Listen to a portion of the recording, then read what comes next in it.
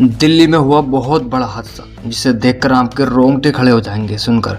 बता दें कि दिल्ली में 4 मंजिला बिल्डिंग में आग लगी और 9 लोगों की मौत हो गई। किस कारण आग लगी और किस तरीके से मौत हुई, आइए जानते हैं विस्तार से। दिल्ली के शहादरा इलाके के विवेक विहार में एक 4 मंजिला बिल्डिंग में रविवार सुबह एक भीषण आग लग गई बहुत तेजी से।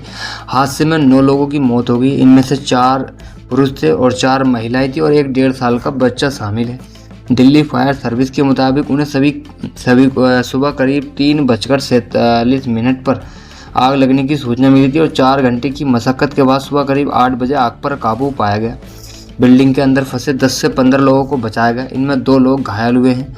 मरने वालों के सब में बिल्डिंग के अलग अलग फ्लोर से बरामद किए गए हैं और रहने वाले स्थानीय पार्षद पंकज लथुरा ने बताया कि कुछ सब इतने बुरे तरह जल चुके हैं कि सिर्फ कंकाल बचा है। डीएनए टेस्ट के बाद ही मरने वालों का पता चलाया जाएगा। और शुरुआती जांच में एसी में धमाके के बाद आग फैलने की बात सामने आ रही है। फिलहाल अधिकारियों ने जानकारी नहीं की है। इधर मरने वालों में परिवार वालों को प्रधानमंत्री राहत कोष से 2 लाख रुपए दिए जाएंगे। वहीं घायलों को 50-50 हज़ार रुपये की मदद मिलेगी। दिल्ली पुलिस के अनुसार बिल्डिंग के पहले फ्लोर से 1 लाश, दूसरे फ्लोर से 5 और सीढ़ियों से 3 लाशें मिली जहां दरवाजा बंद था। आशंका है कि लोगों ने छत पर भागकर जान बचाने की कोशिश की थी। दूसरे फ्लोर पर मरने वालों की पहचान अरविंद जैन जिनकी उम्र 60 साल, उनकी पत्नी अनीता जैन जिनकी उम्र 58 साल, बेटे निशान जैन 35 साल, बहू आंचल जैन 33 साल और 1.5 साल के पोते आकाश जैन की मौत रूप में हुई है। तीसरे फ्लोर पर नितिन जैन जिनकी उम्र 50 साल बताई गई है, उनकी पत्नी शैले जैन जिनकी 48 साल की उम्र है और बेटे श्यामक जैन जिसकी 25 साल की उम्र है, जिनकी मौत वहां पर हुई है।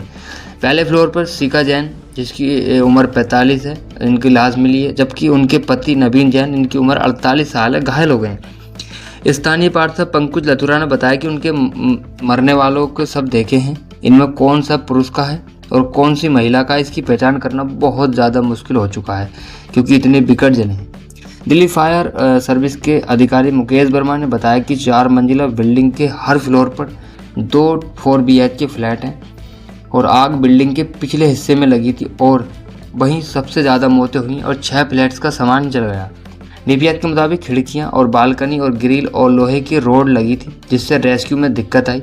फिर भी करीब 15 लोगों को बचाया है। इनमें से एक व्यक्ति करीब 30% तक जल गया था जिसे इलाज के लिए गुरु तेग बहादुर हॉस्पिटल में भर्ती कराया गया।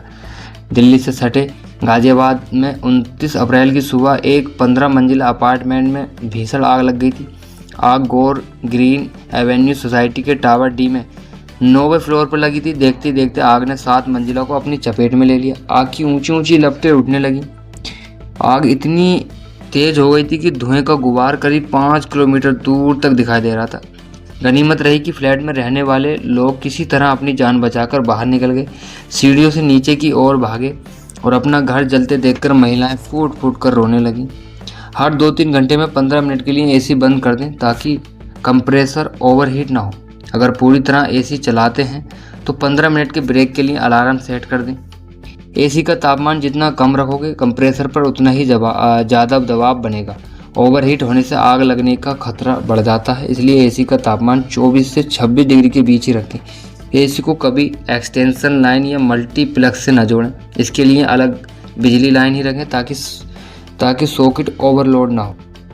खास बातों को ध्यान रखें, अगर कोई पुरानी या खुली वायरिंग है तो उसे तुरंत बंद कराएं और ढीले सॉकेट न रहने दें। एसी का समय पर मेंटेनेंस कराएं।